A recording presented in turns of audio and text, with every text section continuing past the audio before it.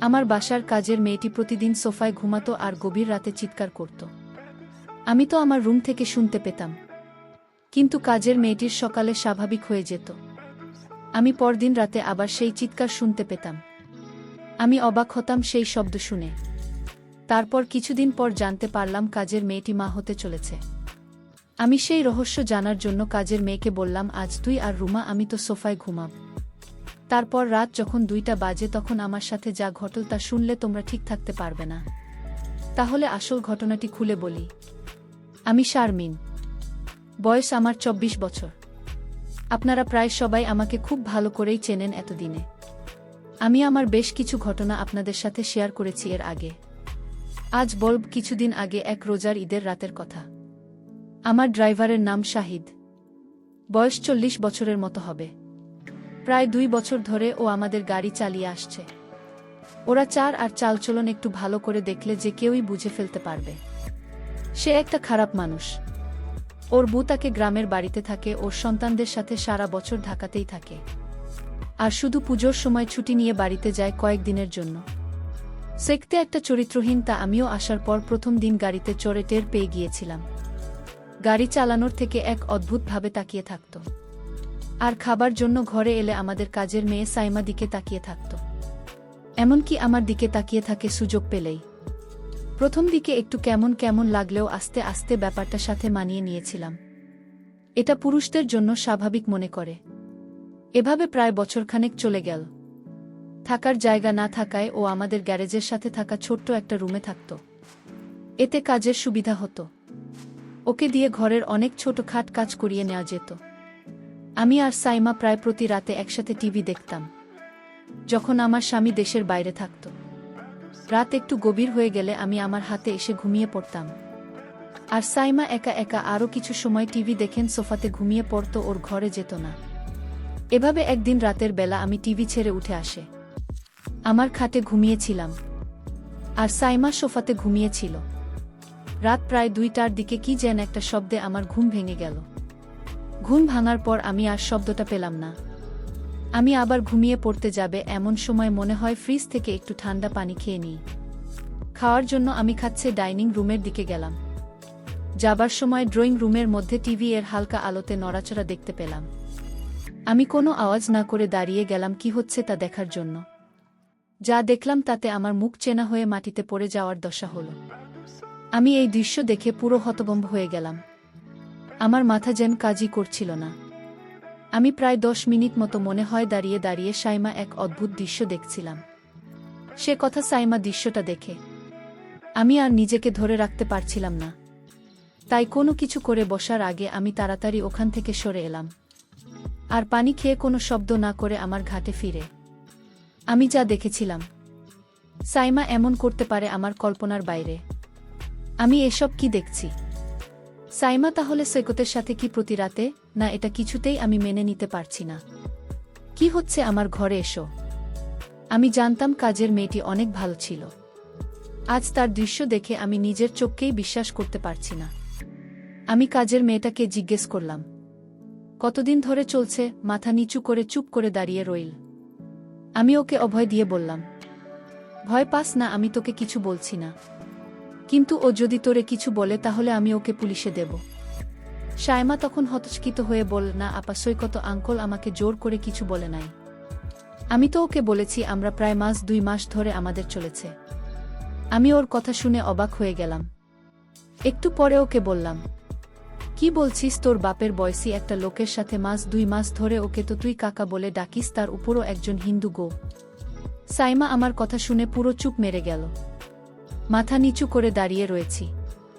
আমি বললাম, কিরে কিছু বলছিস না কেন? কাচুমাচু করে বলল, আপা বিয়ে ভাঙছে আমার 1 বছর আগে, তাই উনি যখন কুল তখন আমি আর না করতে পারলাম না। উনি আমাকে বিয়ের প্রস্তাবও দিয়েছে। হায় রে বোকা মায়া, হিন্দু ছেলে তোরে বিয়ে করবে? দয়া করে কাউকে কিছু বললে না পা। আর বোনার আপনার বাসার কাছ থেকে বের করা দিয়ে না গিয়ে আমি বললাম, আচ্ছা, কিন্তু তোর একবারও মনে হলো না যে তুই একটা হিন্দু লোকের সাথে? উত্তরে সাইমা বলল, আপা উনি হিন্দু হলে কি হবে? ওনার আচরণ অনেক ভালো। উনি মুসলমানের চেয়ে অনেক ভালো। আমি কত মুসলমান দেখেছি, কিন্তু ওনার মতো আমি কাউকে দেখিনি। যে উনি একজন হিন্দু তার শুধু নামে মাত্রই আমি ওর কথা শুনে পুরোপুরি চুপ হয়ে গেলাম। আর কিছু না বলে আমি ওখান থেকে চলে এলাম। এভাবেই চলছিল ওদের। আমি মাঝখানে আরও অনেকবার ওদেরকে ড্রয়িং রুমের সোফায় দেখেছি একসাথে বসে গল্প করতে, আমি আর বাধা দেননি। সাইমার কথা চিন্তা করে এখন আসি মূল ঘটনায়। সেদিন রাতে আমি আর সাইমার অন্যান্য রাতের মতো ড্রয়িং রুমে বসে টিভি দেখছিলাম। রাত প্রায় 1-2টা বাজে। তার দিকে সাইমা আমাকে জিজ্ঞেস করল আমি ঘুমাতে যাব কিনা। আমি না বললেও বলো, সারাদিন বাড়ির কাজের চাপেও খুব ক্লান্ত, ওর রুমে ঘুমাতে চলে যাচ্ছে। এই বলে ও চলে গেল ঘুমাতে। আমি সোফাতে শুয়ে টিভি দেখতে লাগলাম। প্রায় আধা ঘন্টা টিভি দেখার পর আমার খুব ঘুম আসতে লাগল, কিন্তু আমি টিভি ছেড়ে বেডরুমে গেলাম না। টিভি দেখতে দেখতে আমি সোফাতে শুয়ে ঘুম ঘুম চোখে টিভি দেখতে লাগলাম। কিছুক্ষণের মধ্যেই ঘুমিয়ে গেলাম। রাত হয়তো তখন 2টা হবে। হঠাৎ একটা শব্দের কারণে আমার ঘুম ভেঙে গেল। ঘুম ভাঙার পর আমার কয়েক মুহূর্ত সময় লাগল। পুরোপুরি সম্বিত ফিরে পাবার পর আমি বুঝতে পারলাম কি ঘটতে যাচ্ছে। আমি ঘুমের ভান ধরে ঘুমিয়ে রইলাম। আমি বুঝতে লাগলাম দেখি কি হয়। সৈকত যখন আমার সোফাতে সাইমা ভেবে আসলো। এরপর লোকটা বলে উঠল, কিরে সাইমা, এমন করিস না। আজকে কি হলো? আমার সাথে কোনো কথা বলছিস না যে? তুই কি আমার সাথে রাগ করেছিস? আমি গলার আওয়াজ শুনেই বুঝতে পারলাম যে লোকটা আর কেউ নয়, আমাদের ড্রাইভার 6। আমাকে ভুলে সাইমা মনে করে এখানে চলে আসছে। সৈকত বল, কি রে সাইমা, আজ তোর কি হয়েছে? কোনো কথা বলছিস না কেন? কি রে, চিল্লা ম্যাডাম হয়ে ওঠায় ফেলবি নাকি? আমি বুঝতে পারলাম যে ওকে কিছু না বললেও এখান থেকে যাবে না। আমি তাকে কিছু না বলে তার আসল রহস্যটা বুঝতে জানতে লাগলাম। কিছুক্ষণ পর সে আমাকে বলল, কিরে আজকে কি হয়েছে তোর? এরকম করছিস কেন? আমি উত্তরে বললাম, সৈকত, আমি সাইমা না, তোমার ম্যাডাম। সাইমা ওর ঘরে ঘুমোচ্ছে একটু। আমি বুঝতে পারলাম আমার কথা শুনে হতভম্ব হয়ে গেছে। সরি ম্যাডাম, আমার ভুল হয়ে গেছে। সব সময় তো এখানে সাইমা ঘুমায় না, দেখা ভুল কইরা আমি এখানে চলে আসছি। দয়া করা স্যারকে বললেন না। ম্যাডাম, আমার চাকরিটা চলে যায়। আমিও আর কিছু বলার মতো খুঁজে পেলাম না। বুঝতে পারলাম ইচ্ছা করে কিছু, কারণ সাইমা ইস্তফাতে ঘুমায় টিভি দেখার পর। আমার এখানে থাকার কথা না। তাই আর কিছু না পেয়ে আমি বললাম, আচ্ছা ঠিক আছে, আমি তোমার স্যারকে বলবো না। গিয়েও বল, ম্যাডাম আপনি আমাকে বাঁচাইলেন। কি বইলা যে আপনাকে ধন্যবাদ দিব বুঝতেছি না কি। আমি উত্তরে বললাম, ধন্যবাদ দিতে হবে না, এটা একটা ভুলের কারণে হয়েছে। কিন্তু এখন বল, আমি এখানেই থাকব নাকি আমাকে উঠে যেতে হবে?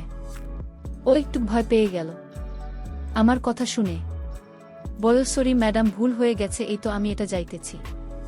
আমি বললাম, ঠিক আছে, তুমি তো যাবে, তার আগে আমার একটা কথা শুনে যাও। তুমি আজ যা করলে আমি তোমাকেই বাড়ি থেকে বের করে দিব। কারণ এমন লুকিয়ে লুকিয়ে বাড়িতে যা করছো তা কিন্তু মোটেও ঠিক নয়।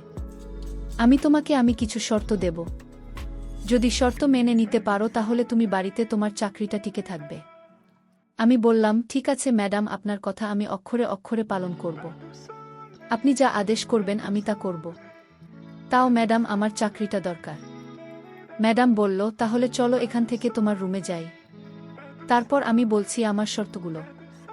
চল তোমার রুমে যাওয়া যাক। আমরা আস্তে আস্তে গ্যারাজের দিকে এগুতে লাগলাম। কিছুক্ষণ পর আমি আসছি কত গ্যারেজের পাশে ওর রুমে পৌঁছে গেলাম।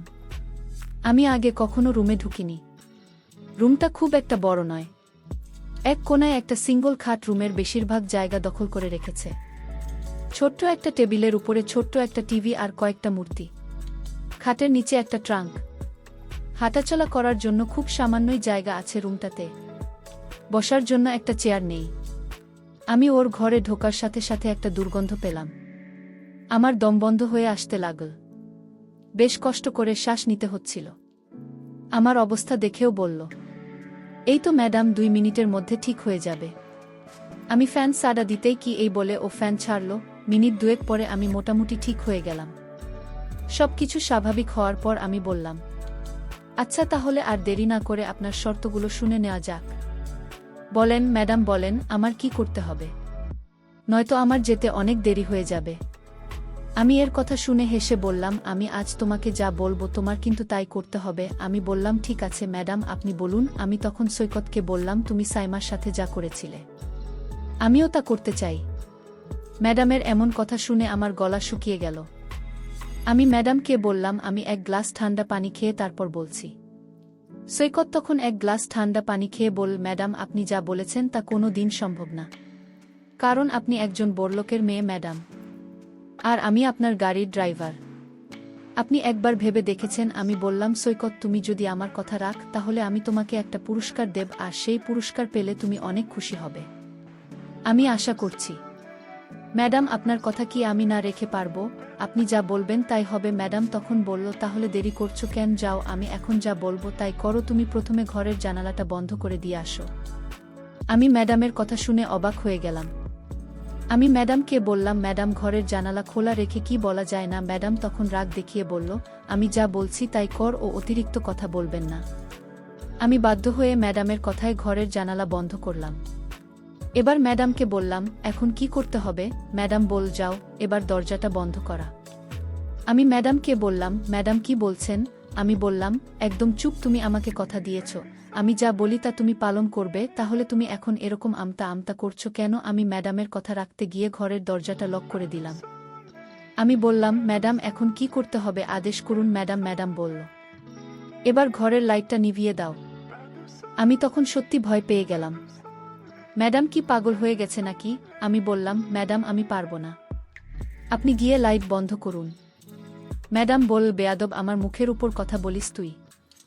আমি ম্যাডামের কথা শুনে বললাম, ম্যাডাম ঠিক আছে, আপনি রাগ করবেন না, আমি বন্ধ করছি। আমি তখন হেসে হেসে বললাম, সৈকত আমি জানি তুমি একজন ভালো মানুষ, আর তাই আমি তোমাকে একটা কথা বলবো, আর সেটা হলো আমি চাই তুমি হিন্দু থেকে মুসলমান হয়ে যাও। যদি তুমি হিন্দু থেকে মুসলমান হও তাহলে তোমার সাইমাকে আমি তোমার সাথে দিয়ে দিব। আর সাইমা যেহেতু মুসলিম আর তাই তার বাবা এটা মেনে নেবে না। আমি ম্যাডামকে বললাম, ম্যাডাম কিন্তু। আমি বললাম, কোনো কিন্তু না, তুমি আমায় আগে কথা দিয়েছ আমার কথা রাখবে, আর তাছাড়া সাইমা মা হতে চলেছে, আর তাই তোমার এখন তাকে বিয়ে করতে হবে। আর তোমার ঘরে আমি আসার কারণ হচ্ছে আমি তোমাকে পরীক্ষা করেছিলাম তুমি ভালো না খারাপ। আসলে তুমি একজন ভালো মানুষ, তুমি আমার পরীক্ষায় পাশ করলে। সাইমা যা বলছে তাহলে তা সত্যি বলছে। আসলে তোমার মতো মানুষ খুব পাওয়া বড় কঠিন। আমি সাইমার সাথে তোমার বিয়ে দেওয়ার জন্যই তোমাকে এখানে নিয়ে এসেছি। সৈকত বলল, ম্যাডাম আপনার যা ভালো মনে হয় তাই করেন। প্রিয় বন্ধুরা, গল্পটি ভালো লাগলে অবশ্যই কমেন্ট করে জানাবেন। আর নিয়মিত এমন আলাদা স্বাদের গল্প শুনতে ভিডিওটিতে লাইক এবং চ্যানেলটিকে সাবস্ক্রাইব করে সাথেই থাকুন। আর হ্যাঁ, নোটিফিকেশন বেলটি অল করে রাখবেন, যাতে পরবর্তী গল্প সবার প্রথমে আপনাদের কাছে পৌঁছে যায়। ধন্যবাদ বন্ধুরা, ধন্যবাদ সবাইকে।